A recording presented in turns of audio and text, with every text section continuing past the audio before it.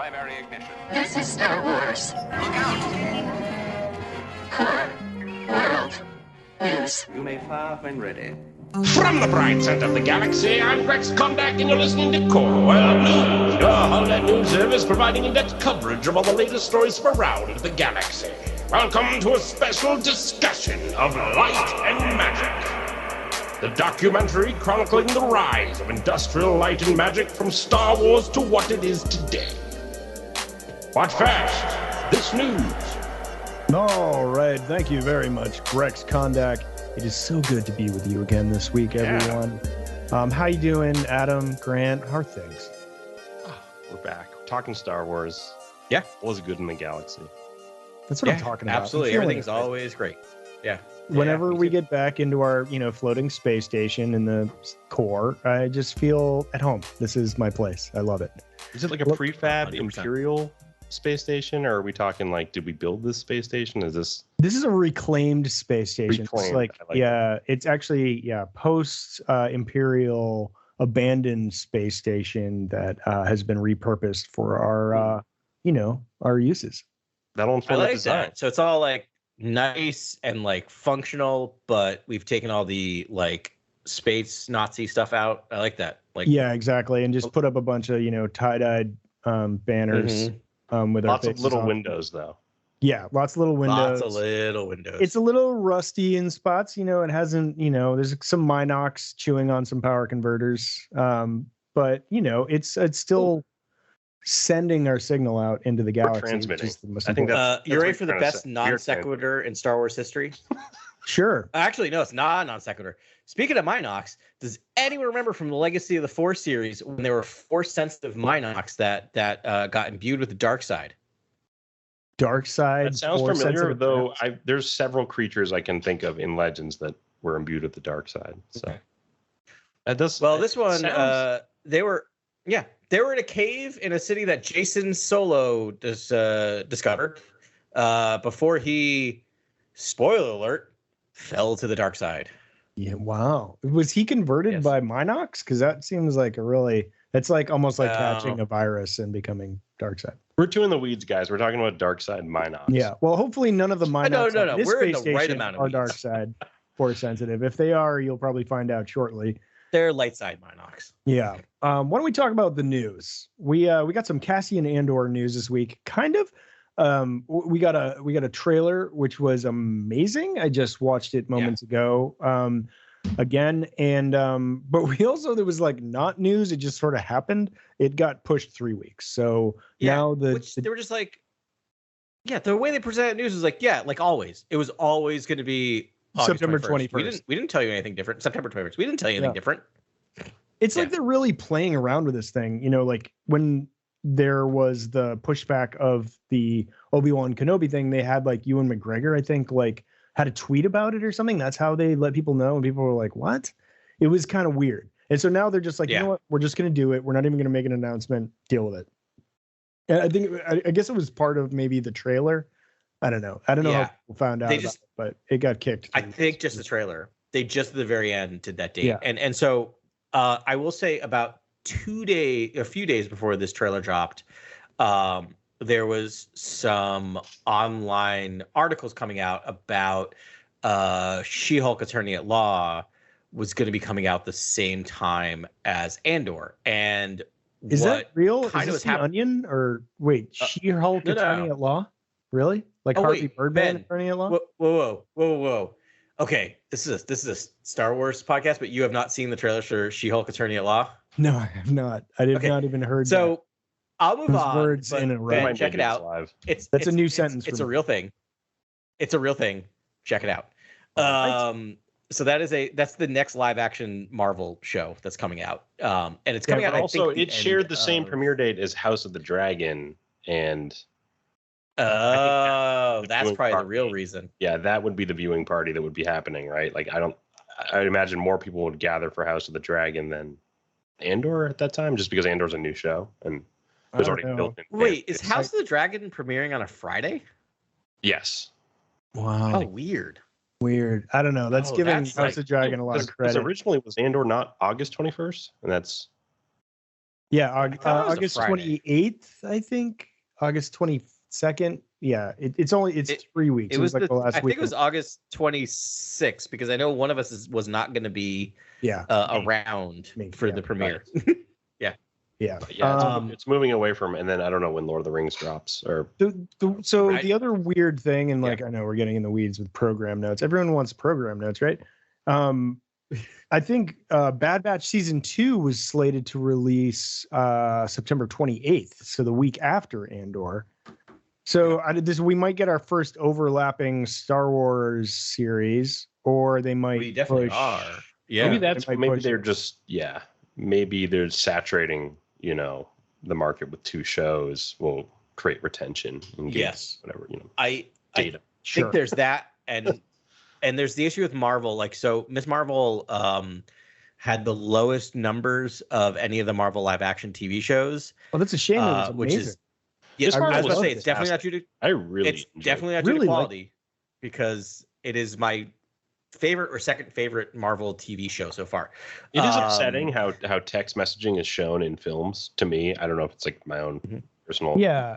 It dates 100%. I've never seen it done well, and Miss Marvel, it's just gorgeous. It's just part of the frame. The artistry is on another level. It's just really love the graphic there and the. What they noticed with the numbers of Miss Marvel is that the first 3 weeks of Miss Marvel overlapped with Obi-Wan. And when you went to Disney Plus, the Disney Plus banner was all Obi-Wan, very little Miss Marvel. And then once Obi-Wan ended, the viewership of Miss Marvel went way up because people were aware of it. Like, not everyone is like us or listeners who are like, have all these premiere dates. So do you think Andor would have eclipsed something like Obi-Wan? But I don't think Andor would have. I don't think Andor has that built-in recognition that Obi-Wan. It might eclipse She-Hulk Attorney at Law. I also think Disney's having this issue of like, do we want our 2 favorite children fighting each other constantly? Do we want Marvel and Star Wars fighting each other? They shouldn't. It doesn't make any sense, right? Anyways, who cares? It's their matter to deal with. But what did you guys think of this? Good news. Yeah. The good news is, before we get to that, is we get 3 episodes. Yeah, 3 episodes. Yeah. So it's like a feature film. Get some. Guys, let's hang out. Let's make a play date and watch it together. That'd be fun. Do it. Rad. Right. So why don't we? That's great. The 3 episodes will be awesome. And then why don't we talk about the trailer? So a new trailer dropped, and like we got the teaser trailer. It really wasn't a teaser. That was like a trailer as far as I was concerned. They didn't really talk much about content, but this new trailer that just came out gave us a lot of like plot notes and things that are definitely going to be happening in this series, and also looked breathtaking. What did you guys take away from that trailer? Stunning photography. I just love the compositions in this show. I think it's just beautifully shot. I think the characters are all just super fascinating. Like these complicated sort of clandestine figures operating at the early stages of the rebellion. Like that is so cool. And Luthen is Stellan Skarsgård's character is endlessly fascinating to me. I'm super excited to see who he is, what he represents. He seems to be like the spy master character. I'm excited to know what his history was during the Clone Wars. It sounds like he understands, the sort of cloak and dagger operations that are going on. Like he has history, maybe like doing that during the Clone Wars. Yeah, they're like, you've been sleeping. He's like, I wasn't sleeping. I was waiting for a moment or something. Yeah. Yeah. It's like, you didn't catch me slipping. Yeah, no one can catch him slipping. That's a really cool line. He also had a great line where he's like, the Empire's choking us so slowly, we're starting to not notice. And I was like, wow. Wow. That sounds incredible dialogue coming out of these characters. It's just, again, it's Tony Gilroy just turning on the Michael Clayton sort of like born, really, really high speed patter that's just incredibly well written. Yeah. I can't wait. Adam, what did you think? Yes, I echo all of that. And then it is shot in a way that makes it feel like I can't imagine not finishing this season without immediately starting Rogue One. Right. Like it looks as cinematically stunning as Rogue One does. And we'll talk a bit about why that is, and that might be a good lead into the other topic we're going to talk today about kind of VFX stuff. But like it is the most cinematic, and I said this I think after the first trailer, most cinematic looking of the Star Wars TV shows. And this trailer doubled down on that. Right, where it just looks amazing, and I cannot wait for it. And this is I just want to again say this was the series that when they announced all the series that were coming, the one I was least excited about.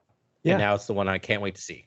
Absolutely. I mean, yeah, this one I was just like, I don't know, what is it going to be? Like we were like maybe Skyfall or like 007. Like, yeah, no, like I mean, if I can get overhyped for a second, I watched that trailer like 2 minutes ago, and I was just like, no, this right here is Star Wars.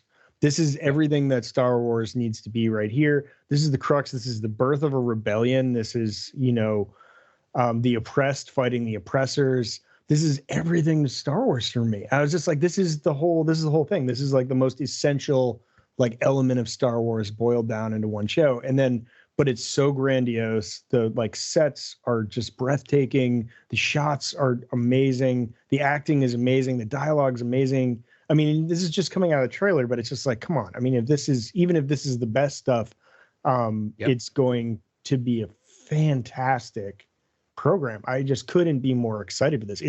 Kathleen Kennedy said it at Celebration. She was just like, she's like, you think, you don't know what's coming with Andor. And I think it's going to be an absolute game changer. It's going to raise the bar again. We thought like Mandalorian raised the bar, and then like, it's and certainly Obi-Wan raised the bar. And then I think this is going to be like a logarithmic, adjustment to what we expect to see out of live action Disney shows, specifically around Star Wars. I felt bad for the show that had to come after Obi-Wan, after watching Obi-Wan. And now I feel bad for the show that has to come after Andor, right? Like, which I think is Mandalorian season 3. So yeah, Bad Batch will be in there, but Mando 3 is going to be lit though. Yeah, I think that listening to our conversations over the couple of years we've been doing the pod, it's like we've really been desiring politics in Star Wars. We're thirsting for more politics in the storytelling, woven into the storytelling. This looks like the deepest dive into the politics that we've ever been given in this show. And because in the saga films, we have to basically gloss over big sort of like martial actions and major disputes. Whereas this might be more nuanced. It might be Mon Mothma, sort of how she's making her voice heard in the Senate, how she's distracting, members of the Imperial Council, whatever she's doing to sort of waylay Imperial efforts, and that great line she had in the trailer where she's like, as long as they see me, as an irritation, they're not gonna pay attention to what I'm really doing, or I figure out how that line goes, but that's it. Great, line. You got it right. I can't wait to dive into the Imperial Senate.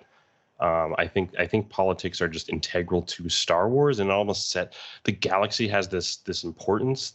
It's imbued with this importance it doesn't have if you kind of dismiss those elements. I feel like that was the one thing I think George found in the prequels that is a great thing to actually just continue doing. But now you have Tony Gilroy doing it, who has this thorough understanding of sort of economics and bureaucracy. It's gonna be fun.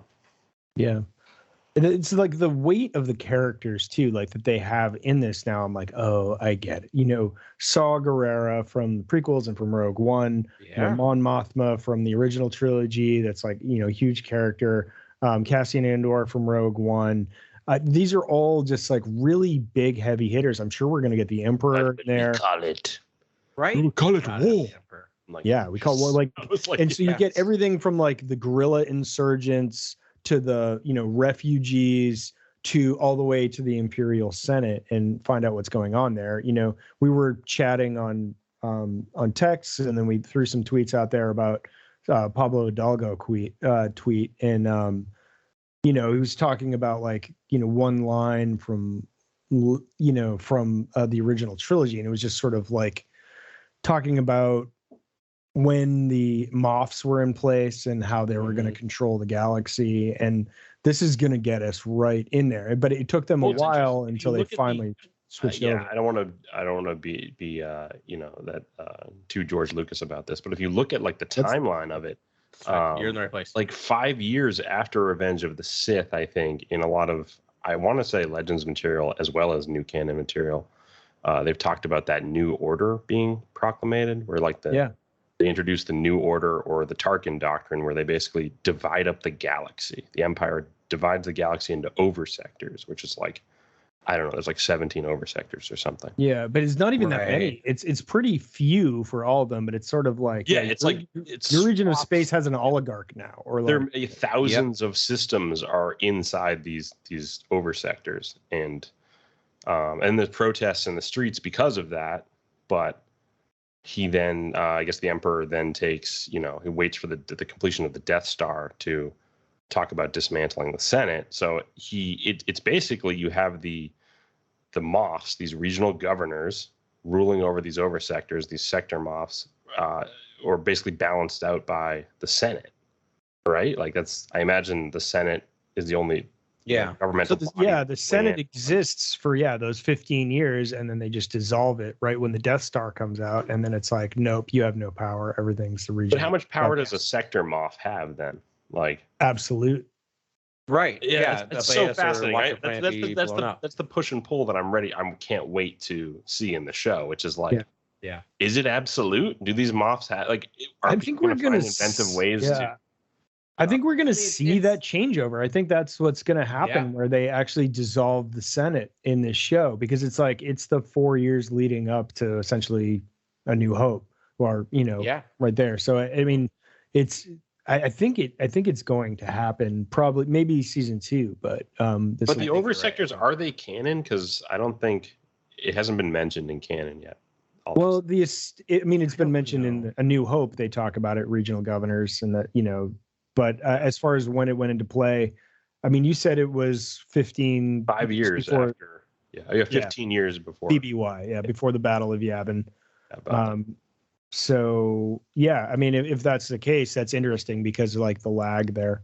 But so Grant, I was Googling. Oversector is canon. Wow. Right. Is it really? However, here's the tricky thing. It's only been mentioned in one book. Any guess what book that might be? Tarkin. It's got correct. Which is the weirdest book because it was written pre-canon and then they decided we'll make this the first canon. So that's weirdly canonized something that was probably pre-canon. You know what I mean? Like it's one of those things that's written. I think that's a telling sign of what Lucasfilm values as an important part of the timeline, which is, the dark times, the time when the Empire had first taken over and the kind of old fixtures of the Republic are crumbling. It's kind of like that's a fascinating time because that's where you explore fascism and authoritarianism. Yeah. All these really dark. And that's the only canon Lucino book as well, who is like my favorite author from that book is so good. It's a little like a Thrawn book though, in that like there's a lot of interiority and you're really in Tarkin's head and he's outsmarting a couple other Moffs, and the Carrion Spike is featured prominently in the book. Tarkin uses whom improperly, but I tried to let that go. Seems like a non-Tarkin thing, but moving on. There's a lot of planets. He's a pseudo-intellectual. Like it's true. Speaking of books, and before we jump off Andor, I have 3 things Catalyst. I did reread Catalyst, and there's also some great information in there. In that, Krennic did like pick like 7 systems to like exploit for like Dunium and rare metals to like for the Death Star, and it was like 7 planets, like only 7, and then. There were ones that were already mentioned that were strip mined, and that was Wadi Rafa, which is, I guess, benthic 2 tubes. Oh, which was totally just ravaged for Death Star materials and resources. And then Samovar was also already mined. And so that sounds familiar. I feel like that showed up in a book as well. Yeah. But then it looks like Andor's planet has also been strip mined. I mean, a lot of planets got strip mined, but maybe those 7 were specifically for the Death Star. Yeah, the 7 were for the Death Star. I think they had the resources. There was, one of them I think got strip mined was in A New Dawn. The second book that was released in canon after Tarkin was called A New Dawn, and that was the book about Kanan Jarrus meeting Harris and Dula, the 2 main characters of Rebels. This is just info from the books that we're gonna just throw in the mix for people who haven't read them, because it might be it's fun to know these tiny details that might play into the show in a fun way, which is that could be a planet that's mentioned in a book, that the planet that's been mined. Yeah, it's an exciting time period. There are there is a bunch of content there now, and super fun. Adam, what were your other points from the trailer? 3 things. 1, 2 will be very quick. The 3rd one, we'll see. First one is: did you all notice when they went to the Imperial Senate? Did you see the Imperial Insignia underneath the main dais of the Senate? Just wanted that was really amazing. Stood out to me. Someone circled that online. It was gorgeous. I thought the Imperial Senate room was like, it looked so good. I was like, wow, it's better than it's darker now. It's like literally darker. In Coruscant, they look like it's desaturated. It's sort of this almost gray, but luminous, still a very luminous city, but it's but still grayscale now. Yeah, it's interesting. Gray, very gray. Yeah, I love when they reuse Clone Wars. Update Clone Wars images. It's just like because I love that world building, and I love the graphic design then, and the the CG elements then. But I just thought I love when they just like put their arms around it. The Senate pod kind of basically comes out of its holder to when you make your speech. Like that's such a cool concept. Yeah, I just want to see more there in that chamber. Yeah, it's gonna be so fun, man. It's gonna be such a fun show. Yeah, I agree. Do you think, because we know we're going to see the partisans in Saw Gerrera, or at least they may have not been called the partisans. We see a lot of the partisans actually from Rogue One in this. Yep, Benthic 2 Tubes.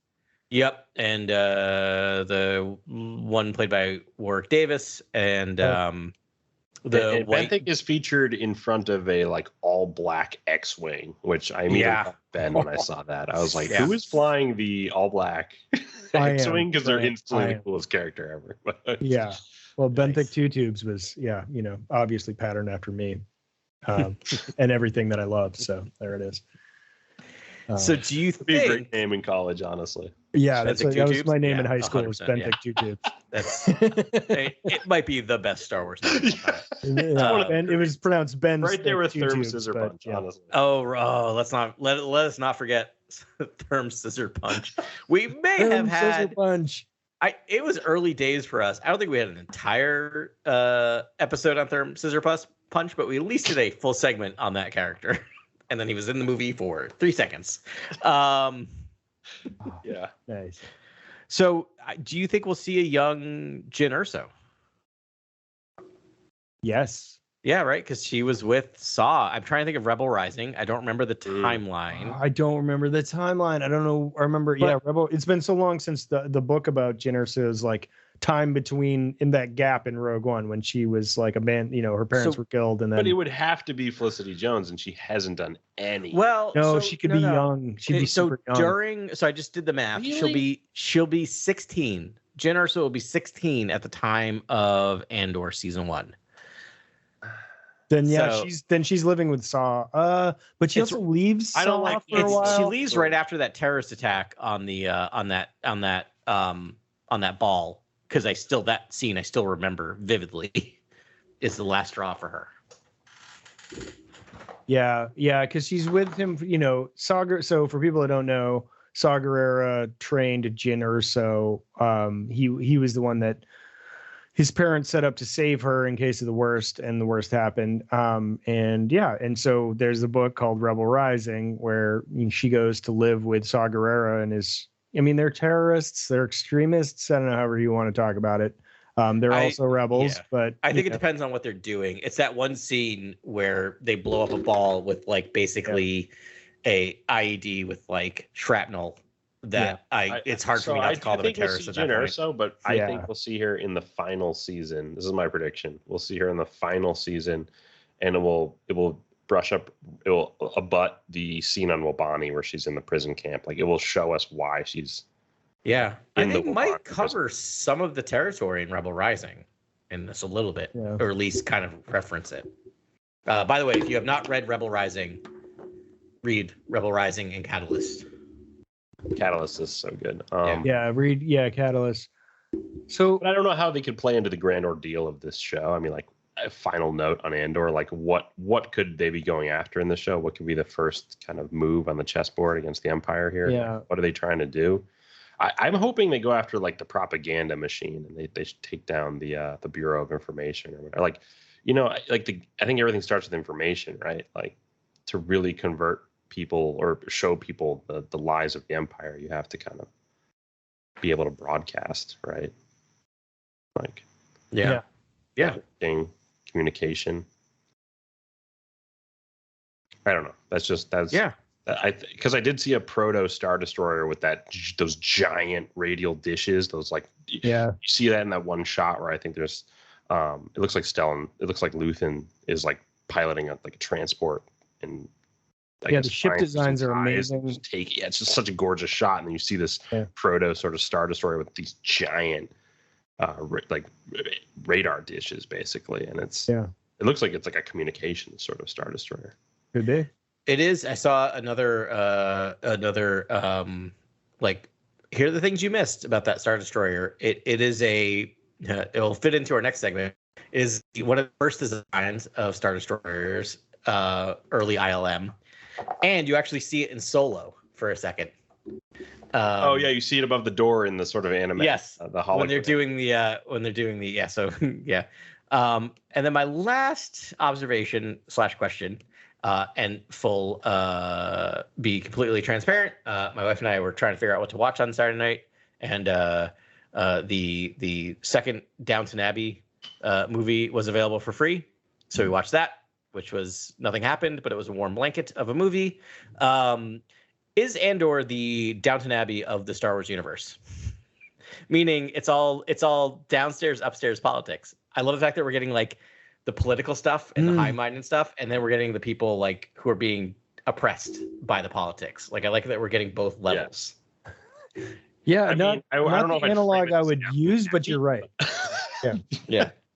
I mean, in spirit, maybe, but it's definitely set against the backdrop of kind of probably not written by a right wing. Yeah. I mean, if the servants were sharpening their spears the whole time, pockets are fomented. I mean, right? they it's more kind of are at intense times in that show. There are pockets, and they are fomented. Yeah. All right. Yeah. I mean, again, I will say this: the They are whole fomented. the Does whole he mean theme. pockets of people are fomenting into like rebellions, basically? Yes. Like revolts are beginning, and I will say about Downton Abbey, after watching the last movie, I realized that the entire plot of all of the seasons of Downton Abbey in the two movies is teaching a socialist that he's wrong. But moving on. Anywho. Yeah, you can just watch that with that lens. Yeah, I think this Star Wars is more about teaching fascists they were wrong. Right. I mean, that's why Julian Fellows, look up his politics. Yeah. Moving on. Yeah. Who cares how you put the spoon into the soup and take a bite of soup? All right, it's just soup. It's soup, and it's delicious. You eat it however you want. No, I feel like it's going to be a fun show. It's definitely going to show class warfare. It's definitely going to show those at the bottom, and then the high society and all the posh parties that Mon Mothma has to attend and to that's going to be certain imperial interests or whatever. Yeah, it'll be fun. It's fun because it's like we get Mon Mothma to be this vehicle to then go into these these skyscrapers and these galas on Coruscant, and those are kind of the scenes that really sing in the E.K. Johnston books, the Queen's Hope and those books. Like those scenes are fantastic, and like just to see that in live action is going to be so great because I guess you get so much inner thought, inner dialogue going on of like all the characters have their own motivations, and it's this swarming event. Like that stuff's great to me. I love that, so I'm excited to see. Yeah, it feels like a very adult show, right? Like yeah, totally. There's not a lot of like, oh, this is for kids, feel to it. There's no. It's like Tony Gilroy like doing a John le Carré novel, but like it's basically set in Star Wars, and so he's like, but it's also like it's very prescient too, because it's like it's someone from the bottom sneaking into the Empire, basically like taking down this fascist authoritarian machine from the inside, and it's like it's the people that are being oppressed that are doing that, and it's such a fun. It's just a classic sort of like rebel story, basically. Yeah. Rebellion. Yeah. As Cassian Andor famously said, we started at the bottom, now we're here. We started at the bottom, now the whole team's fucking. Yeah. I mean, if that's Right, not that was show, Cassian, that's right? a miss. Yeah, don't look it up. That's totally Cassian. But I just don't you want an entire episode where there's no action and it's all just political intrigue? Yeah. Like I want an entire Glances episode to and be in the Senate. Yeah, exactly. Yeah, I mean, like, yeah, and like, so, yeah, of course, like, and then hors d'oeuvres come out, and people take like, you know, a bite of the hors d'oeuvre and sneer at like someone, and then you're just like, oh, they're gonna beef outside after this. Mm-hmm. Someone's gonna draw a blaster. But I'm excited to see just how ruthless the Empire is, right? Like, Yeah. even at these sort of like political events or these parties, like, could the Empire's like agents or, you know, high-ranking officers, could they just, you know, execute someone and sort of Make like someone disappear? Yeah, maybe? like make someone disappear. Like, I'm thinking that is a really terrifying way to instill fear in these scenes. Like, if it's very Game of Thrones and it's the Dark Age sort of philosophy of just like get rid of threats, like yeah, I mean, it's gonna be That's like scary. Putin level sort of, you know, that's terrifying. area. Yeah. Yeah, I'm really excited about that too, man. That's a great point. It should be wild. I can't wait for political intrigue. Done at this level with Tony Gilroy, you know, writing it, you know. Like, I'm gonna go watch Michael Clayton after this. That's all I can think about is Michael Clayton right now. I love that movie so much. That was the second movie I watched back to back. Like, I watched the movie at home and then I just ran it back. I was like, that was such a good movie. The first movie was Kira Kurosawa's Seven Samurai, actually. But I watched it with commentary the second time. But it was amazing. Anywho, that's you're getting me that excited. I mean, I would never, like, Lightning in a Bottle, like Michael Clayton is probably a top 10 movie for me. And I never expected that sort of level of writing again from Tony Gilroy, because that's unfair. Wrote Beirut, I guess, and I think John Hamm is in that, and I have not seen it, but I would love to. It's a good flick. That might be a fun flick. Yeah, it's a fun flick. Yeah. Have you seen it, Ben? I've heard. Oh yeah, yeah. Oh, okay. It's a good flick. It's very Clooney heavy, and yeah, it's great. That's the most recent film that he's worked on. Huh. So. Really? Have to check it out. Checking out before the show drops. Because I thought it was an older movie from like the aughts. I think it's a remake. 2018. I think it's a novel or adaptation. Oh, then it's. I think I'm thinking about a different Beirut. I'm sorry, I haven't seen it. No, this is 2018. You're thinking of Syriana? Yeah, I think it's Syriana. I'm thinking Syriana. I don't know why I knew you were thinking Syriana, but yeah. Yeah. I mean, he wrote Proof of Life, guys. Okay. Well, enough about Tony Gilroy. We've spent plenty of time on Andor, and we're gonna spend like 8 weeks talking about Andor as it happens. No, it's gonna be a long series. I guess we're gonna spend 9 weeks because it's 12 episodes long. Yeah. Yeah. Sorry to check your mouth. I was gonna say it's check your math. I was gonna say 12 weeks, and then I realized you were accounting for the 3. So I feel not great about correcting about 1 week. Yeah. Moving on. Thank you. I'm glad you have some integrity, Adam. You're welcome. I looked at the span and I was like, oh my gosh, that is a lot of time, which is great. Yeah. We'll have to work double time to keep up with everything else. And if we've got Bad Batch going on at the same time, like, good Lord, get ready for 4-hour podcasts. Or it might be two podcasts a week. Yeah, it might. That might be our life. And you're going to have to be like Sophie's Choice. If you've only got, 2 hours of Star Wars listening, you'll have to pick them. But anywho, let's get on to Light and Magic. He's more mouse than man, twisted and evil. Welcome back to another segment of More Mouse Than Man. This week we are covering, we're actually celebrating the documentary Light and Magic, crafted by Lawrence Kasdan himself, the great. Empire Strikes Back's Lawrence Kasdan director. Yeah. Yes. Willow. Yeah. Right. Silverado. Solo, A Star Wars Story. Body Heat. So many greats. Just an incredible director, writer, And then this is a great documentary. I don't think is this his first documentary? I don't know, but he's just well connected with the team, obviously, having worked on films. I love he just gets such good footage. Like the footage is the footage is amazing. Yeah, footage is amazing. I actually loved his storytelling with this. He sort of sets it up, and there's drama involved, and it felt like the story really moved and went to some exciting places. It seems like he did a good job. There's a lot of very specific moments in time in Industrial Light and Magic's like history that he pulls apart and it's very in the weeds of what their job is. And so he does a good job sort of narrating through those, to those moments, skips over some stuff. And then but he's just like, occasionally he'll stop and drill down on a specific project, whether it's, a Rancor walking or the chess game and the Millennium Falcon or, and he goes like way into the stories with the actual people that were involved. I've watched most all the behind the scenes bonus features, everything, and there are tidbits of this that do overlap with that, and I have seen how a lot of this stuff, obviously the Dijkstra Flex and the original sort of motion control camera stuff, like I've seen a lot of that in the bonus features, but there is unseen footage in this documentary that it seems to be from the cutting room floor, like never seen. And it's breathtaking to see. I think that's the most important thing to say is that like this is 100% from, if you haven't seen it, if it's 100% from ILM's point of view.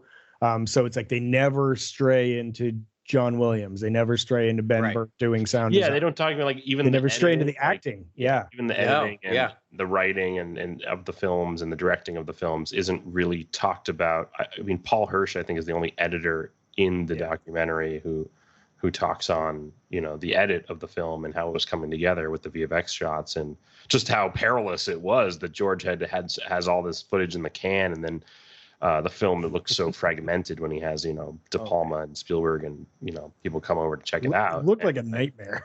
like a nightmare. Like it just shows how stressful that entire situation was.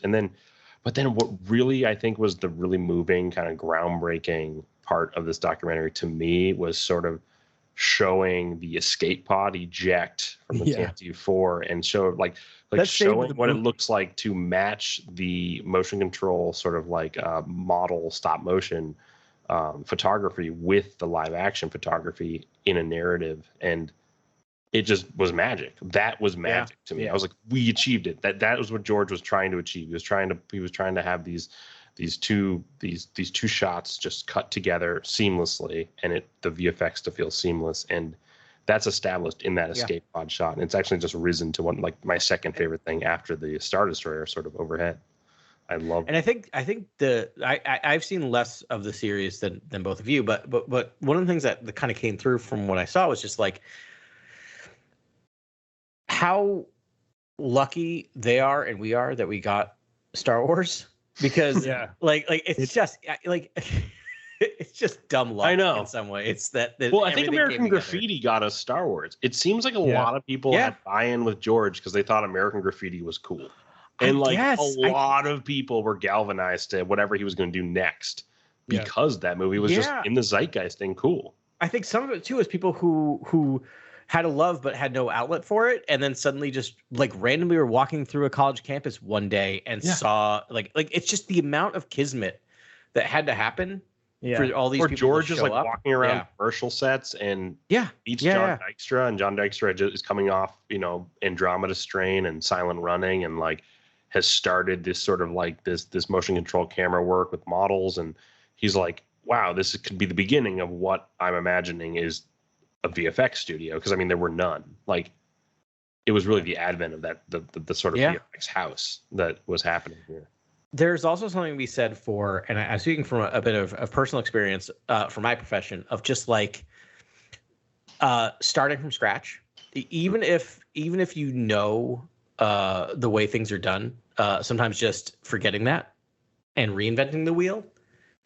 It's sometimes a good thing, right? I do that with the courses I teach. About every 5 years, I'll take a course I've taught 5-6 times and just start from scratch and literally not look at any of my notes or any of my syllabi and just redesign from the top, from the bottom up. And a lot of these people he brought in were not in Hollywood, right? And so there were things that had been quote unquote solved before them, but they didn't know that, and so they had to kind of just start from scratch. And because of that, starting from scratch with the technology they had in the late 70s or mid 70s allowed them to come up with things that no one would ever think before, because they were building on top of things that were already established. And like, no, we're just going to start from, actually, we're going to pour the foundation. We're not even going to build on top of the foundation that's been built before. We're going to pour it and start completely from scratch.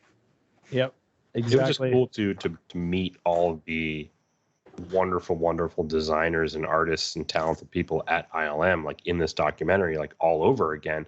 Because I mean, Phil Tippett and Dennis Murin, like I've seen them in behind the scenes stuff, but I never like really knew about them, their lives and like what they went through making these films. And I thought this documentary just beautifully highlighted everyone. And it's just heartbreaking when it comes to John Dykstra, because he invents the Dykstra Flex, like this is the first kind of motion control camera. They use it on the first film, and then he's just George finds him difficult to work with and cuts him out of the move north. They move out of their Van Nuys, their kind of their facility there, and they move up north into a far nicer facility from what it sounds like. And John Dykstra's left, down south, and he doesn't join the move to do Empire. Just because of the work relationship, I guess, he had with George, and it gets there's tension there, and that's pretty heartbreaking, given that George at one point in the documentary is quoted as saying, all you got to do is find that one guy, and he brings everyone else. And that was John Dykstra. He was an organism. They were all his friends, basically, and John Dykstra brought that crew to George, and then George kind of brought them all with him. Yeah, it's cruel. But there's you understand it. I mean, it was a really well done story, and Lucas gave, like you said, all the props he could to John Dykstra for that. But again, they were making a separate movie. Like that was another point that was kind of expounded on. The VFX team is making another movie after while George is George's in England. Exactly. Shooting everything. I couldn't believe he did it that way. He's like, here's a $2 million budget. I'll see you in 6 months. I'm going to be in England. And they're like, and then he goes back and they have. But is he in England shooting these films and then like imagining people making models and being like, I can make all this fast and like it should be done by now. Like the people are probably working all day building these models. Like, when they're not playing with their slip and slides or their I think all they were doing was building models for 6 months. This is the way this looked like. And it was like, but they, and they had they were literally building the machinery. Like there were so many times where it was just like, so we wanted to do this, so we just built a machine that did it. Yeah, it was like, and I love that like they had all these polyhyphenate like people that were like, there was no one had roles. It was all these outcasts that just were movie dorks. And even before movies were as big, before the first blockbuster, right? Yeah. And they were all authors, writers, photographers, machinists, engineers. They had their hands in everything, and that was their superpower, was the fact that all these people had such a diverse skill set that overlapped and could help each other. Model makers, model makers, that was the thing. I think my favorite part of some of this was because, again, Grant, you're right. Like so much of this behind the scene I've seen before, but to have it strung together in this way that tells the story in such a deep narrative, I originally was hesitant to watch this because I'm like, I know the story, and boy, did I not know the story that I thought I knew. Like I knew they did the major overarching ideas, but this I had no idea. But I think some of my favorite stuff was when they would show the home movies from the film nerds that they were just making with Super 8s. They were so good. Like it's one of those things where I'm just like, I'd watch it and like, Gordon. Yeah. Flash early work is that was later. By the way. Yeah, I would just watch these and go like, oh, I never could have been any of these people. Like, does that make sense? Where like sometimes you're just like, oh, if I was lucky enough to be born there and have done this. And I'm like, no, because I wasn't a 7-year-old making stop motion animation at home. Like these people were born to do this work. Yes. I know. Some of it like sort of sparks a Gen Xer in me that was like, when I grew up, we didn't have the internet and we just like creating our own world. Yep. That's made us, it's like, you'll never have that. But it's like, I know Carly and I were doing the same thing. I can't say that because who's to say that having infinite technology at your fingertips isn't going to make you just as creative as, doing those things. But Pretty phenomenal. I learned a lot of things in this that I hadn't learned in any other documentary. One was that like, you know, you talked about American Graffiti, Grant. That was a dare. Like, it was a challenge by Spielberg that's like, you can't make a comedy. And Lucas was like, okay, I'll make a comedy. And he made American Graffiti, and it was a hit. And listen, I like to go fast. I like speed. Fast cars. I like kinetic energy. I mean, but what he said there was profound. Like, it was to me. I mean, I know you guys are much smarter movie watchers than I am. Like, I am intentionally dumb, and I try to keep that suspension of disbelief as long as possible. But he's right. He's like, movies should be about action and seeing movement and seeing something you wouldn't see in the natural world. And I was like, that is so right, man. Speaking about movement and just seeing stuff as in another world, it's like Phil Tippett's stop motion work is just next level. Yeah. Like, honestly, like I just want to appreciate Phil Tippett for just immediacy right now and however long we can, because I have not seen Mad God yet. I plan to see it. I know. Oh my God, so bad. I just watched it the other night. Really? Oh, really? Really? Yeah, it's on my list. I'm very excited to watch it. But I just shout out to his work, obviously on Star Wars and the Tauntauns and the Rain Corps. And it was so cool when they talked about shooting the Rain Corps at different frame rates, just to like figure out that the realistic movement, like to figure out how it could look lumbering and how it could look accurate. And even like the shot where he's eating the Gamorrean is like a reverse, like the footage is in reverse basically, which is so cool. It's like the shot in the film is in reverse, that's something I learned, like just a little minutia of stop motion. I learned, loved the Dykster flex and talking about just how they had fun playing with the ships and coming at the ships from different angles as like the camera is moving and the ship is static but rotating, I guess, with the light of a sun, right? Like there's one stationary light that's supposed to be the sun. And the ship The cameras move, not the ship. And they all understood that, which is not something you get on a modern like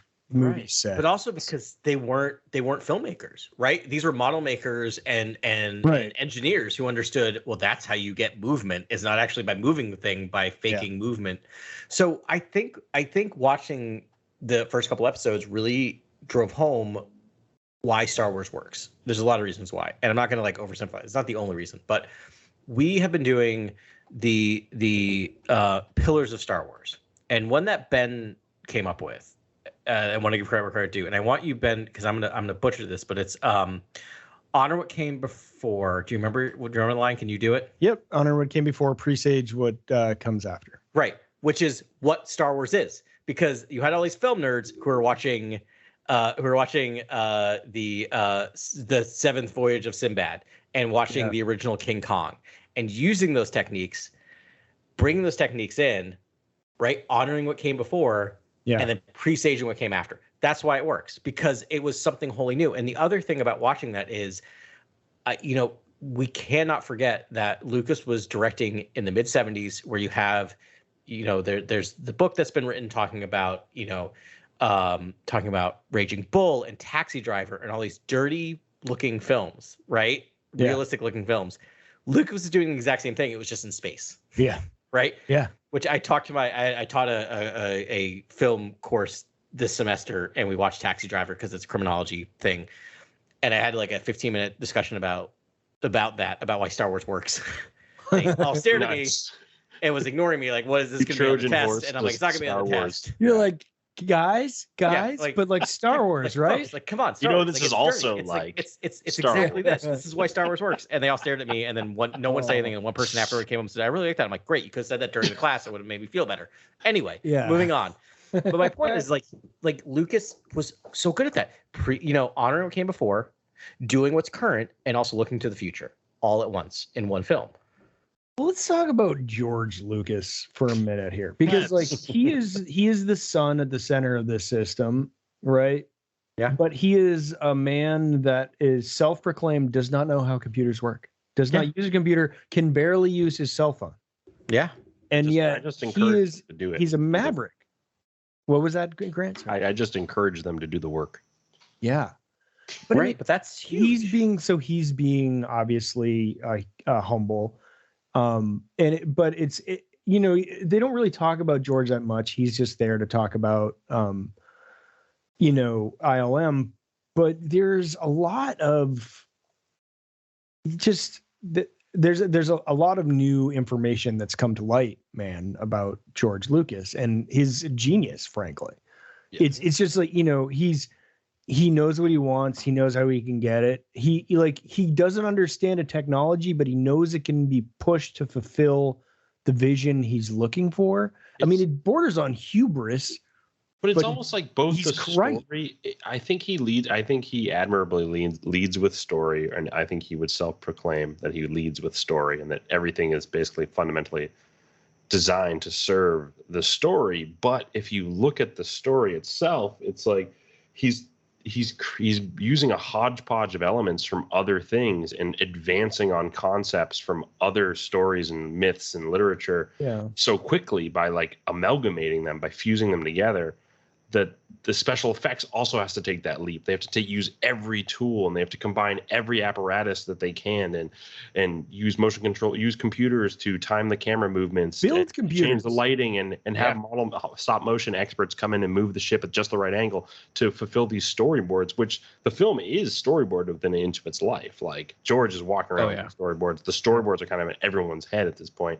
It's cool when you watch this documentary and they show you, like, you know, how an X-Wing, like what really is left to interpretation is like, how is the X-Wing flying? When the X-Wing flies and just it's tilted slightly and has to level out, that's very realistic. If it just flew and was like perfectly level, it would look fake. It wouldn't be realistic. Like a fighter pilot's constantly aligning their ship, and there's organic movements within that cockpit that I think that's really what this documentary honed in on, which was like how much work the model makers and the miniature photography, you know, cinematographers, directors of photography for the miniatures, like Richard Edlund, like what they went through, like just constantly trying these different angles with the camera. Like it just shows you that another movie was being made alongside George's movie. And I think George just wanted more synergy. And I think that's why the heart of his company is advancing VFX to create real-time sort of interaction between photography and VFX solutions right on the spot. As well as sort of like, you know, pushing all the agendas that George had initially. Like the company is definitely an extension. Like his contingency plan is strong. It's still pursuing all the things that he's wanted to pursue from the beginning, which is synergy, not only in marketing, brand development, but also in the cinematic production workflow, right? Like that's I think the best thing that ever happened to Star Wars was George being in England for however many months. That they started doing it, because he had to relinquish control a little bit, right? And let people do things. And I think he learned a lesson from that, because even when you see him with like the VFX stuff, or even just the masks and the model making stuff, I always think of him from the old making ofs, when he'd walk through the creature shop and be like, yes, that's no. Nice. Yes, that's nice. That's who he is. But but what he did was make everything, and then I'll come through and let you know what I like and what I don't, right? Which is better than going, I'm envisioning it, like being the micromanager of like, I want this, and I want that, I want that. No, just wild imagination, and I'll come through and let you know where we're going to put these creatures. I think he does have good taste, though, because he does. I think his taste is excellent, and I think we kind of underappreciate his taste, because, I mean, when you hear some of the dialogue sound bites, I guess, from Alan Ladd Jr., the head of Fox, George had brought his concept art over, and it was obviously the Macquarie concept art. Like George has this high standard of what this thing would look like from the beginning. Like this world was going to be lived in. It was going to be fully realized no matter what. And you know, I think that's what he was steadfast about. He was like, this is going to look real. However I can get it to look real, it's going to look real. That's kind of where he died on that hill, basically. And it's true. And we use that we take that for granted now, right? With the Greebliebs and all that stuff, right? Where watching that first episode, when they talked about when they were building the starships, it was just like we kit bashed. And I use that term all the time when I think about special effects. Yeah. But one thing I didn't think about that they really made a point of is like, no, that means that if you put something here, it's got to have wires going to it, or a junction that then goes somewhere else. So it doesn't necessarily, you don't actually have it built out that it all makes sense, but it looks like it makes sense, right? You look at everything, nothing's just superfluous. Everything there seems like it serves a function. And Grant, to talk about Lucas's good taste, I think back to that story in episode 1 when they talk about having to redesign the Millennium Falcon in like a week because they decided because it looked too much like a ship from another ship from something else. I can't think of what it was, but so and was that because it was kit bashed from that previous ship or something like that? Like I forget that. I think it was just coincidental that it just looked like another ship or something. Joe Johnston was designing that ship. Right. That was the Shanty for the blockade run. Right. It looked like that was going to be the Millennium Falcon, and then they realized it looked too much like something else. And then Joe Johnston came up with like 5 ideas. And he knew like this one idea, which is what we know what the Millennium Falcon looks like, is going to be the one that George likes. And sure enough, that's what George liked. Like, right. Like that was, and when you look at those 5 other options, you're just like, that was the right choice. It's like, that is the Millennium Falcon. Also, Joe Johnston is an amazing director on his own. And they don't mention that at all in the first episode. They get to it later on. I'm sure they do. But I'm like, I mean, Captain America, Jurassic Park 3. Yeah. And using VFX, like the story basically calls for VFX. You know, he's an expert at that sort of workflow. Given like Honey, I Shrunk the Kids. You know, using VFX to its fullest. He's so good at all that stuff. Yeah, understanding how the machine works. Just going back to George for a second is I mean the larger question is like, what is George Lucas's genius? Like, what's his genius? Like, I'm not going to debate you if he's a genius or not, because I think he is, because this happened. And then when you watch this, you know, there's a lot of blank spaces, but you can see, I mean, he's the orchestrator of everything that was going on and final say so on everything.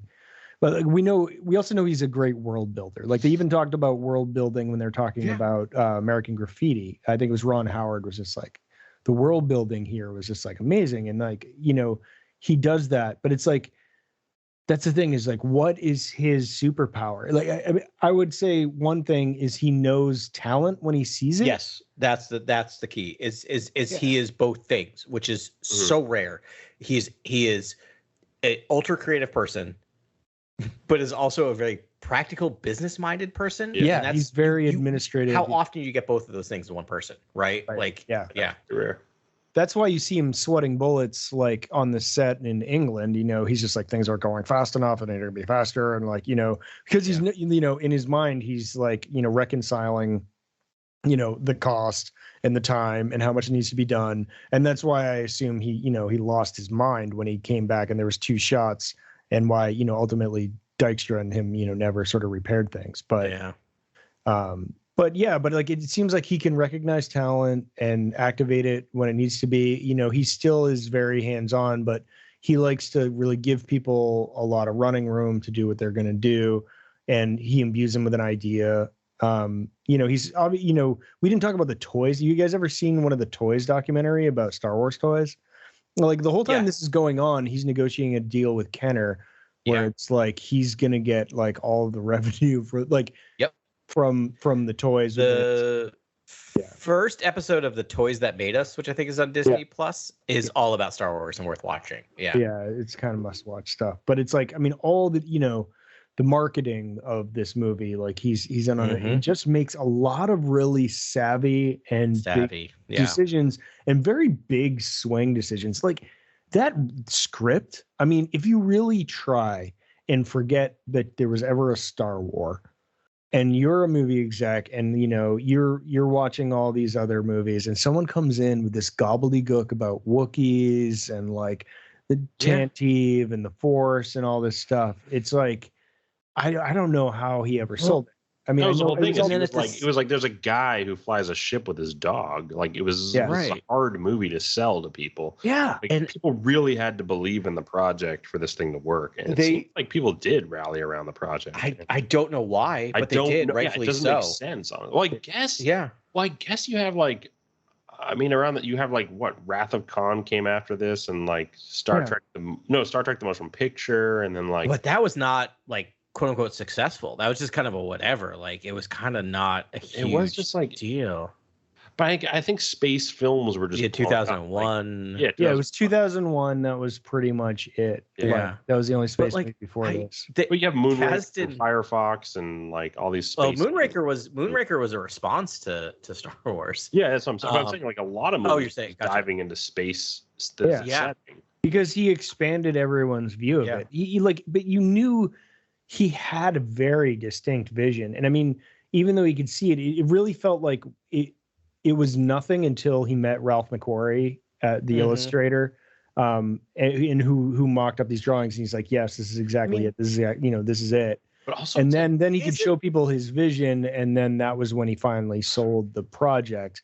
Yeah. Don't you think the picture of Luke of McQuarrie's drawing of Luke fighting Vader, isn't that like the greatest illustration ever made by any human being ever?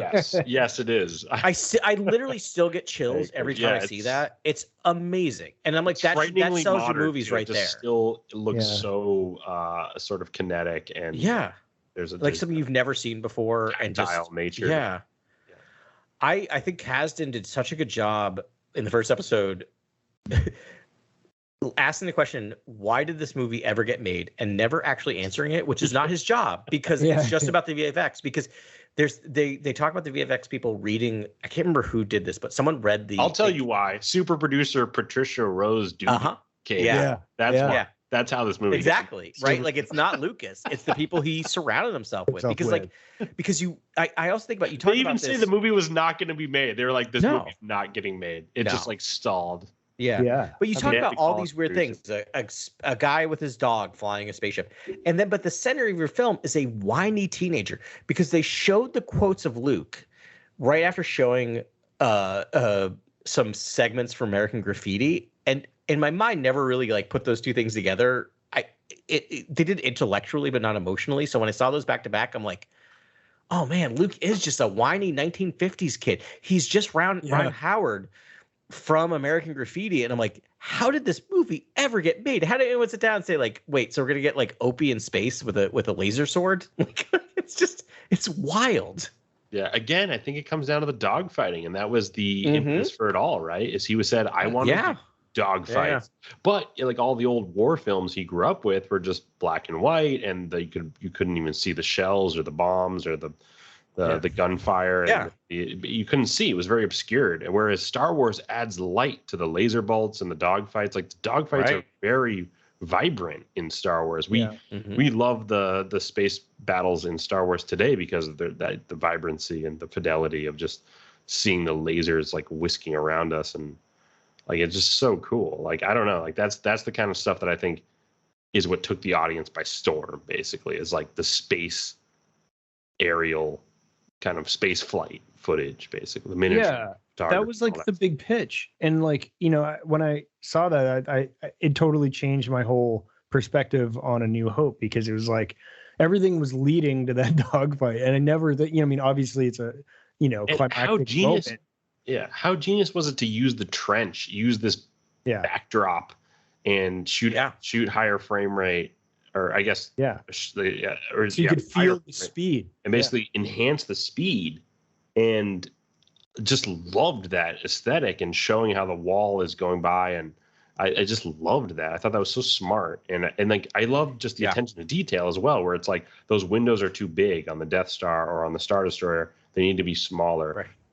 Take out all those big windows and redesign the entire model. Of lights. Yeah, redesign that entire model to have smaller windows. I was like, that is just the attention to detail was, at such a high standard that I'm glad we got what we got, because there was no sacrifice on the storyboards. Like, we basically got what was in George's head, but it was painstaking, and that's what this documentary really shows. But they dive into other movies and stuff too. Like, do you guys want to just like dive into the rest of this documentary and?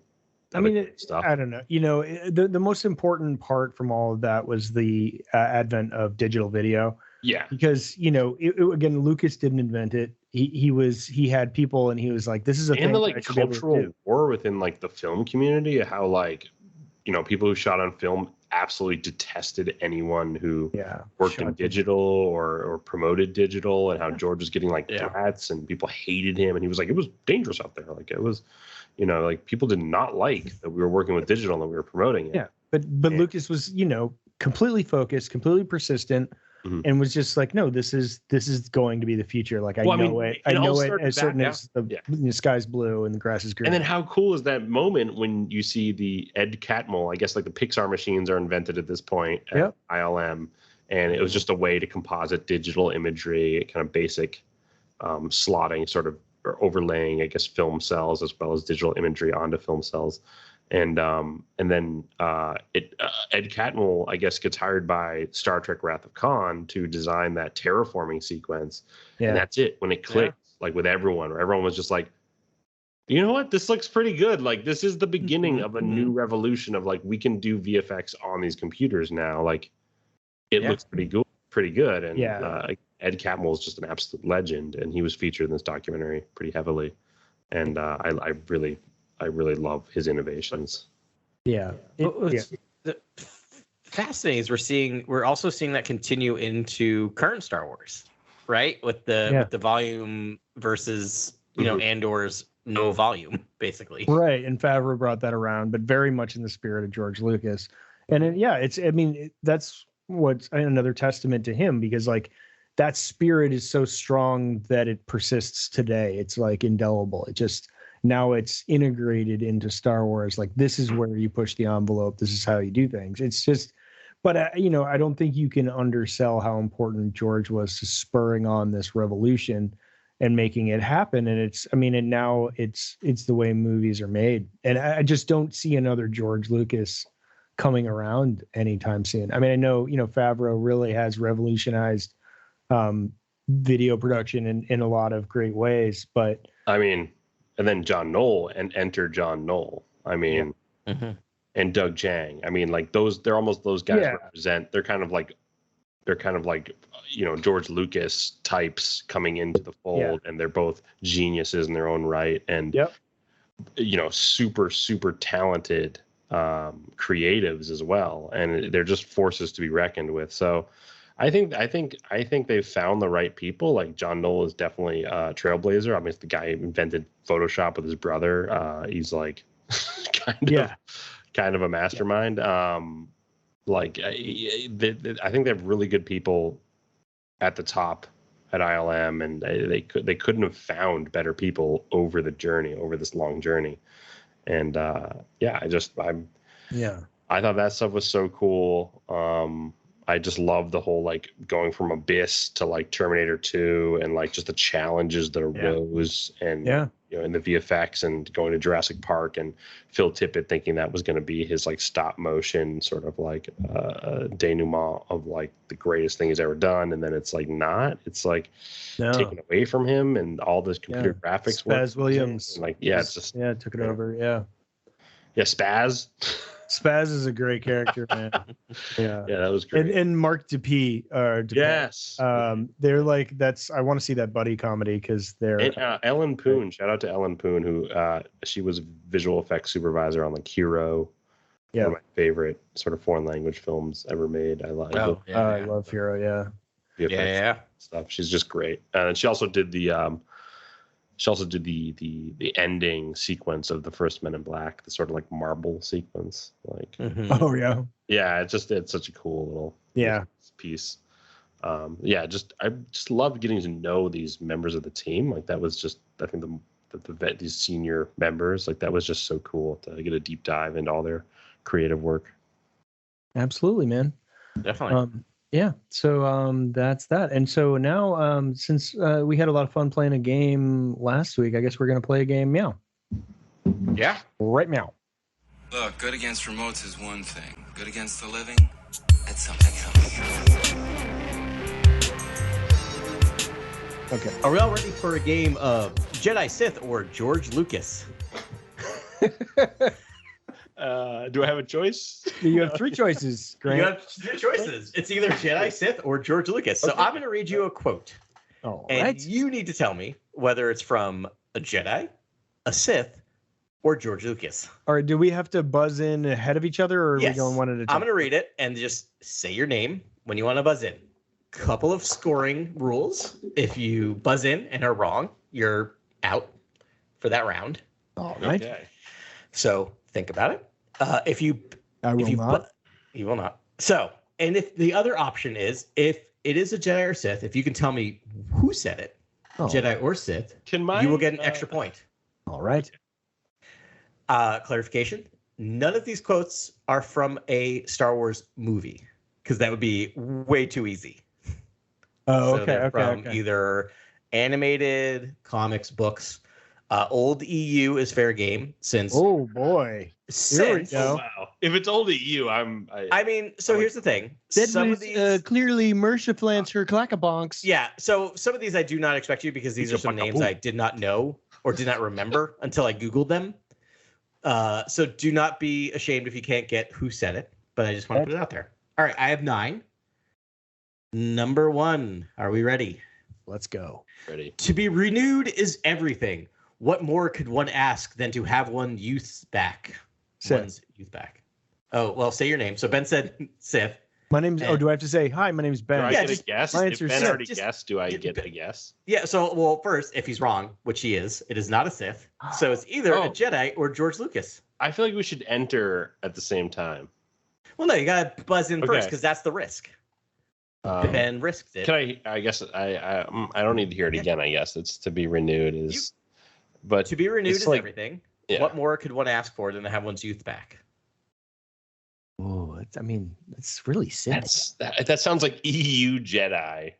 It sounds like EU Jedi. You're both wrong. It's George Lucas. Great game. Really? Yeah, I am so glad that happened that way. Okay. All right. All right. All right. I just in what context would you say that?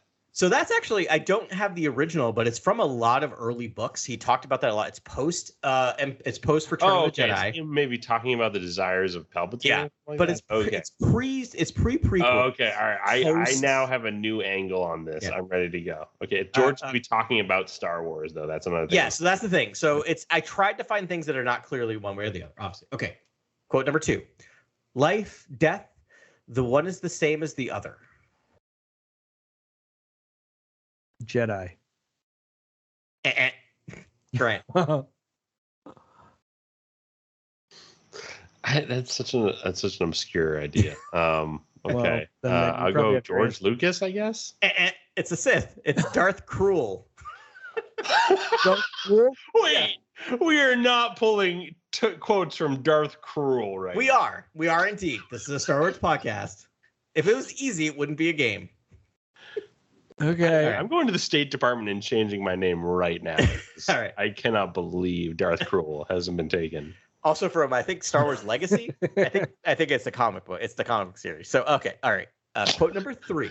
Are we I ready? think I read that on like a top 10 worst. No, Sith this is the list best game on ever. I think it's the best game ever. BuzzFeed or something.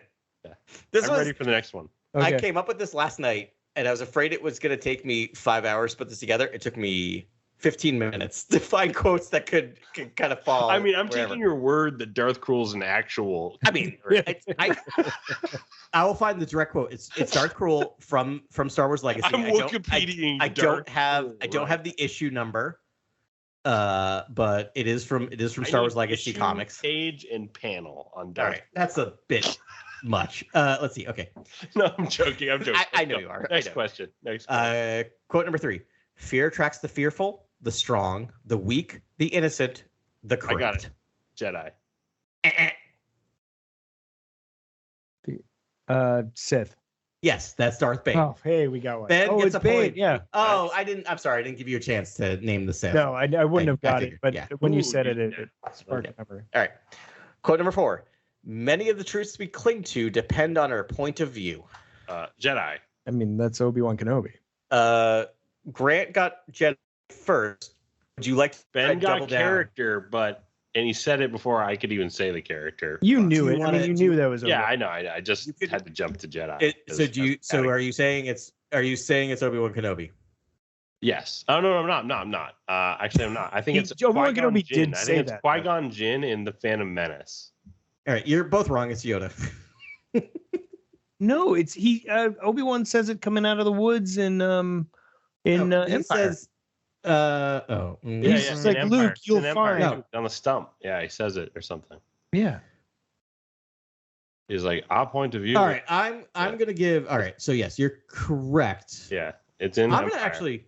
It doesn't wait, but it sounds like an echo line. It sounds like a lot. That's the.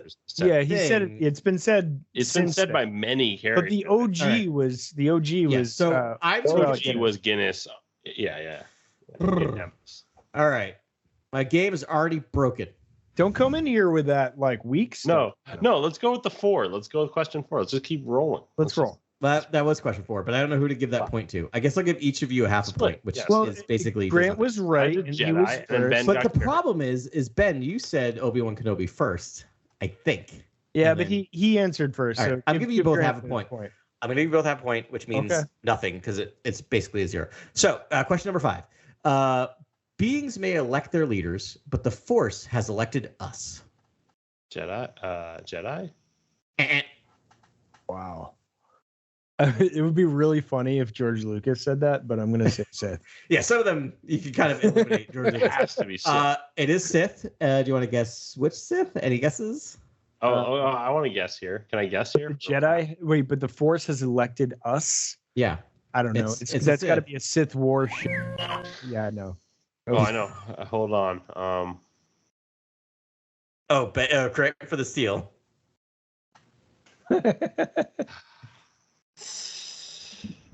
Is it? It's not. Is it Darth like Khan or Lord Khan or? Plagueis. Oh, okay. Plagueis. All right. That was ancient Sith. I feel like the Darth are somewhat easier to guess, in that there's only 2 at any time, but there's still a lot of them. All right. Question number 6. All who gain power are afraid to lose it. Sith. It's got to be that's Sith. But that's Darth Sidious, and that's also from Revenge of the Sith. Yeah, I may have lied that they weren't from movies. Wow. Yeah.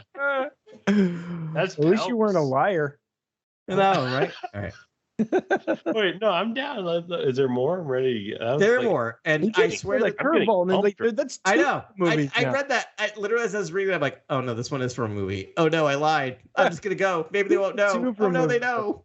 Yeah. All right. The next 3 You are, I must swear, not from understand, Anakin. Everyone who has power is afraid to lose it. Is that what he says at one point? Yes. That is the It's definitely from Yeah.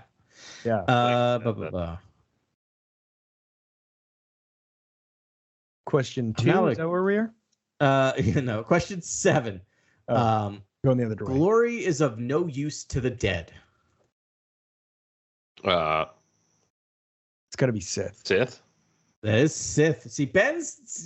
I like Ben's strategy. He's like, I'm just gonna guess fast and first. I mean, and wisely. It has to be Sith, but I was like, could George be saying it in any way? Yeah, really. I'm not thinking about George at all. Yeah, George Do you want to take a shot at the Sith who said it? Wait, I already forgot what they said. Glory is of no use to the dead. Yeah. It sounds familiar, but I would be grasping at super straws. I mean, I don't know. Grant, would you like to grasp at a super straw? You can get a point.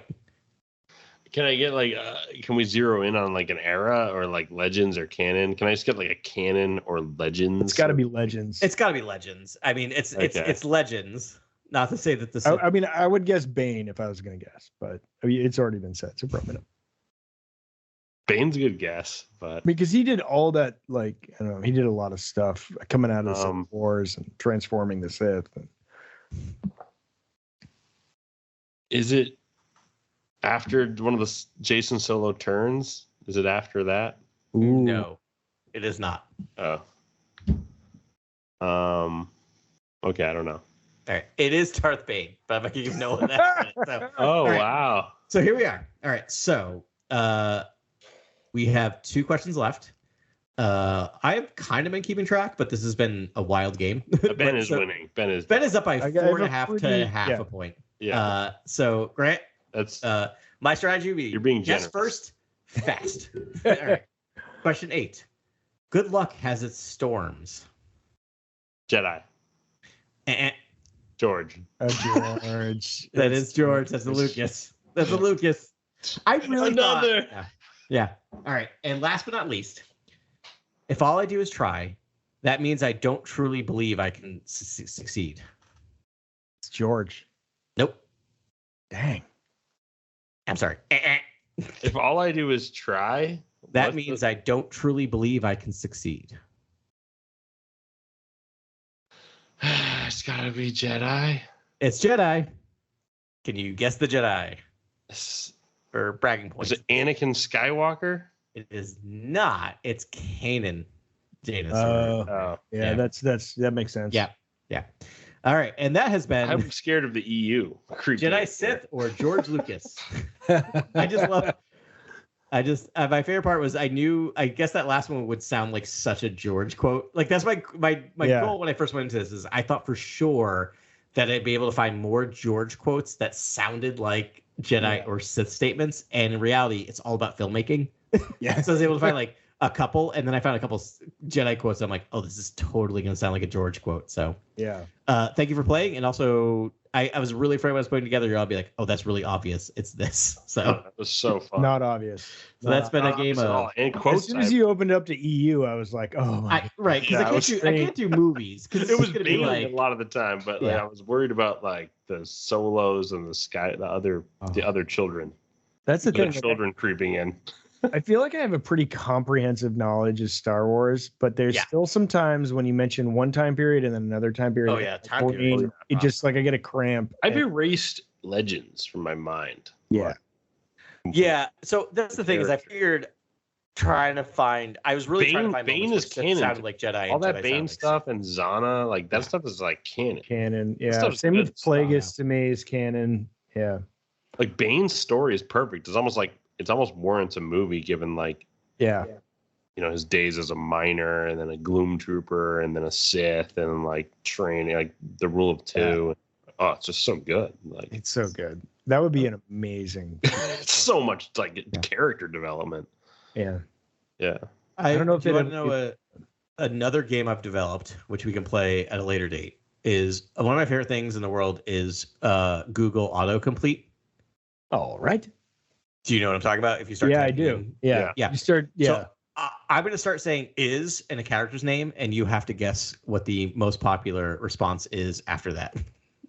Like, that's amazing. Is Chewbacca? Can we do one right now? Yeah. Let me choose one. I'm trying to think of one that's not going to be problematic. Not that we're problematic, but the internet is problematic. The internet is very the HoloNet. Let's do is Chewbacca. Okay, is Chewbacca? Can anyone guess the number one is Chewbacca search in Google? A dog. Dead. Oh, so no, Grant. Ben, number one is Chewbacca dead is the number one Google search. Wow, Ben. Yeah, because it's you got EU and you also got. I mean, because a lot of people stopped watching Rise of Skywalker like halfway through, basically. Yeah, exactly. I want to finish the top 10 because this is the best thing. All right. 2, is Chewbacca a girl? I mean, okay, maybe. We don't know from the movies. Number 3, is Chewbacca an Ewok? Followed with, is Chewbacca a Jedi?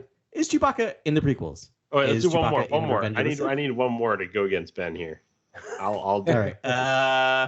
Let's do Palpatine. Is Palpatine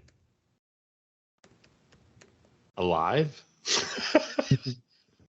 People need to know that's number 9. Is Palpatine still alive? No. That's not my actual guess. Keep guessing. We're gonna keep guessing until we get number 1. Oh my gosh. Or I call it. Is Palpatine a Sith? That's gonna be good. No, not on the list. Oh, that was a near miss. That was good. I will say it's close to something that's on the list. I will give you that hint. Is Palpatine Rey's father? Weirdly not. I will say this, there's not on the top 10 anything about the connection between Palpatine and Rey, which surprises me. That is surprising. Yeah. Yeah, so I guess there's no Dathan stuff in there either, huh? No, definitely not. These Is Palpatine a clone? that is number 7. Oh, I'm Top climbing seven right now. Climbing. I'm just thinking about the general populace and what they I know. would think about I mean, Palpatine. really think about it. Really think about it. Remember number 3 for Chewbacca This is is the best game Chewbacca ever. an Ewok. Yeah. So you're coming from this from a everything there is about Palpatine, but think about Episode 1 and the very end of Episode 1, and what the scene seems to suggest that we as Star Wars fans know, but maybe a shock. Is Palpatine the Phantom Menace? Is Palpatine the Emperor? Oh, you're both hovering around it. I'm gonna kind of give it to you. Is as a joke. Palpatine Darth Sidious? Is Is Palpatine Darth Sidious is number 1? Yeah, yeah. That's amazing. Yeah, I will say the rest are kind of not as fun as Chewbacca. Is Palpatine from Naboo? Is Palpatine dead? Is Palpatine Anakin's father? Is he stronger than Vader? Is he in Kenobi? Yes, he is. Is he a clone? Oh, sorry, spoiler alert. Is he human? Is he still alive? Is he the strongest Sith? So, but I just love that. First question is he Darth Sidious? I mean, okay. Good question. I'm gonna do one more. I know we're just playing one game, but now I'm like, is Jar Jar Wait, this is Binks? so good. Is what? Is Jar Jar Binks? Oh no! Don't do that. Don't do that one. I know that one. No, I it's know okay. that one. It's all okay. I just did it. Is he Darth? Is he a Darth? Is he a Darth? Is he a Darth? Yeah, Is Jar Jar a Darth? yeah, it's all that. So is this Jar Jar a Sith Lord, dead, Sith Lord. a Sith, evil, a Sith Lord, canon, a Jedi? That became a big thing. That became a huge. Yeah. We have to do a different character. That character, it was all about Yeah. being a Dark Lord. My favorite though is Jar Jar Binks in Obi-Wan, or number 10. Here's my favorite: is Jar Jar Binks CGI? No. Nope, all practical. Yeah. Ahmad Best really just did that well. Late to the party. He looks just like that. It's weird. What about So- is Vader? Is Vader? That's- I will do Vader in a second. I have to do this because of last week. Are Jawas? Our Jawas? people. I had to pluralize. What's that? People. Weirdly not. No, weirdly nothing. It's a lot about. Racist. I would want to know what is underneath there. So that's the thing. Yeah. It's a lot about what's underneath it, but it is not Jawas people. alive? No. Our Jawas. Jawas droids. Yeah, that is up there. That is too high concept. robots. Robots is number 6. Droids is number 8. What size are they similar to in terms of creatures? And also, this Are relates Jawas to Ewoks? Yes, that's number 1. Are Jawas Ewoks, which is That's number a 1. reasonable Whoa, idea. that is some deep state Star Wars thinking right there. Yeah, that is some conspiracy. I'm gonna This is like skip. I'm gonna QAnon. skip the rest because it's like, are It's they? the Jawas are really Ewoks? Did you Yeah. know? It's like Are they native to Tatooine? Are they furry? But my favorite, number 10, the fact. They are furry. are Jawas minions. Oh, Wow, minions has permeated Yeah. culture to the point. Grant, we'll do one more in your honor. You wanted to Is know Vader? is Vader? Okay, Let's just I'm gonna a do check Darth mark Vader because the Vader itself is a little get into okay. That's German. a little better. German. Yeah. Luke Skywalker's father. No, weirdly not. That is not. Apparently, people know that Vader is Luke's father. Okay. That's a good guess though, based on what's come up. It's a similar level of like, have you seen the movies? Yeah. Is Darth Vader Anakin Skywalker? Yes, 100%. That's number Yeah, 1. okay. Is Darth Vader Anakin? Oh man. Okay. Okay. Any other I guesses? was gonna say is Darth Vader smelly under his suit? No, but they do have is Vader in constant pain, He is. Yeah. which is a good Yeah. question. Like that's a good That's a question. great question. Yeah. This deep. Is Darth Vader dead? I mean, I guess depends on timeline, but yeah. I don't know what this means. Is Darth Vader in Battle Lab? Do you guys know what Battle Lab is? No. It's got to be something. Because it's also like, is Darth Vader coming to Fortnite? Right. Which is like, I get that. So it's got to be like, and a lot of these are like a Sith Right. Lord. Fortnite, that's my favorite game. I thought for sure. I was really hoping we'd just move past it. No one would catch it. Oh, come on. Fortnite's the greatest thing I've ever heard. I was like, I'm just gonna like power through. Guys, In my house, every night's fart night. Is Mace Windu? Oh, have you done that one? Is Mace Windu alive? Yes. Yeah. There we go. Yeah. That's what everyone's wondering. Is Mace could be. Is Mace Windu a Sith? Maybe now. I don't know. That would be a fun show. Yeah, he just like, that's it. Okay, right. You know what? This was super fun, Adam. Thanks so much. Games. We played 2 games as it was because we were so excited about this game concept. We're going to try and end every show with a game now because we like games and they're fun. So this was super great. What a extremely long podcast for no reason. It was a lot of fun. Next week, we're going to talk about Quantic. What's the name of the comic? We're going to talk about Halcyon Legacy comic by Ethan Sachs. Yes. Yeah. Who wrote the Doc Andor's tie-in series? So he does really good. It sounds really funny, but he does good with the Disney World tie-in. Right. So comics. If you're a Disney fan or a fan of spending a lot of money in Orlando, Florida, or Anaheim. Or Anaheim, yeah. I guess no, wait. Halcyon Legacy is only in Orlando. It's only in Orlando. This is the trip that you can spend about $6,000 per family. Go on this cruise and pretend like you're in a Star Cruiser going through the galaxy and all this stuff. But this is a narrative story told parallel in concert. We don't know. They did, like I said, this author did the same thing for Doc Andor's, like a shop that's in Galaxy's Edge in Orlando. So. Which, having really read the first 3 issues, it's worth it. Like they're these really great all over the timeline, fun.